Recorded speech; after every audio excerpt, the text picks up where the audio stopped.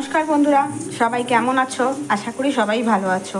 এই গরমের কারণে আর বিভিন্ন শারীরিক অসুস্থতার কারণে আমি বহুদিন কোনো ভিডিও দিতে পারিনি। তবে আজকে একটা ভিডিও নিয়ে এসেছি, সেটা কখনোই কুকিং ভিডিও নয়। তো এই গরমে যেমন শরীরের অসুবিধা হচ্ছে, তেমন তার সাথে সাথে স্কিন আর চুলেরও প্রচণ্ড পরিমাণে ক্ষতি হচ্ছে। তাই আজকে যেটা করতে এসেছি সেটা হচ্ছে একটা হেয়ার রেমেডি, যেটা এই গরমে চুলের জন্য খুব উপকারী এবং আমি ইউজ করি। তো সেটাই ভাবলাম তোমাদের সাথে শেয়ার করি। ওদিকে আমার প্রেশার কুকারের সিটি অলরেডি ডান। এই যে গাছের অ্যালোভেরা, সেটাকে টুকরো টুকরো করে কেটে মিক্সিতে দিয়ে জাস্ট ঘেটে নেব। অ্যালোভেরাটা মিক্সিতে এরমভাবে বেটে নিয়েছি। এভাবে বাটিতে একটা ছাঁকনি দিয়ে এর জুসটাকে জাস্ট নিয়ে নেব।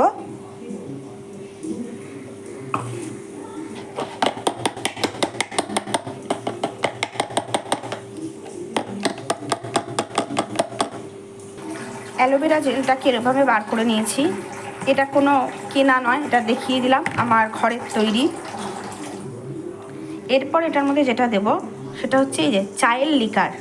এটা আমি অনেকটা চা দিয়ে এইটুখানি লিকার তৈরি, আমার চুলের জন্য এইটুখানি এনাফ, তার জন্য আমি এইটুখানি চায়ের লিকার বানিয়ে নিয়েছিলাম। ছেঁকেই রাখা আছে, জাস্ট মিশিয়ে দেবো।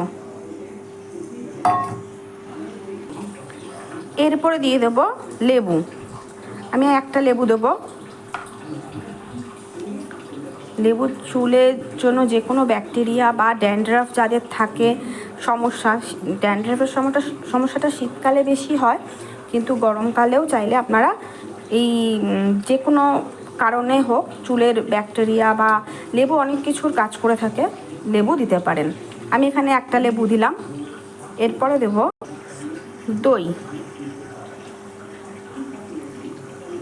টক দই, বাজার থেকে যেটা অ্যাভেলেবেল। বাড়িতে পাতা হলে তো খুবই ভালো হয়, কিন্তু বাড়িতে পাতা দই আমার আজকে নেই, তাই জন্য আমি বাজার থেকে কিনে আনা যে দই সেটাই দিলাম। এবং আর দুটো উপকরণ দেব। এই যে ডিম, তবে ডিমের কুসুমটা আমি দেব না, শুধু সাদা অংশটা দেব। আস্তে আস্তে করে বাছিয়ে যেভাবে সাদা অংশটা দেওয়া যায় আমি সাদা অংশটাই দিচ্ছি, আর কুসুমটা আমি দেব না, কুসুমটা আমি রেখে দেবো। ডিমের সাদা অংশটা দিলাম। আর নারকেল তেল, কারণ আমার চুলটা খুব ড্রাই, এই জন্য আমি নারকেল তেল ইউজ করছি। যেই নারকেল তেল ব্যবহার করবেন সেটা ইউজ করবেন। দিয়ে এবার সুন্দর করে হাত দিয়ে এটাকে মিক্স করে নেবেন। আস্তে আস্তে করে হাত দিয়েও মিক্স করতে পারেন, কোনো মিক্সার কিছু একটা দিলেও মিক্স করতে পারেন। এগুলো সব কিছু মিক্সিতে দিলেও একবার ঘেটে নিলেও হয়। দিয়ে আস্তে আস্তে করে পুরো আগা থেকে ডগা পর্যন্ত চুলের অ্যাপ্লাই করবেন। আমার চুলের জন্য যতটা পরিমাণ ততটা একদম হয়ে তৈরি।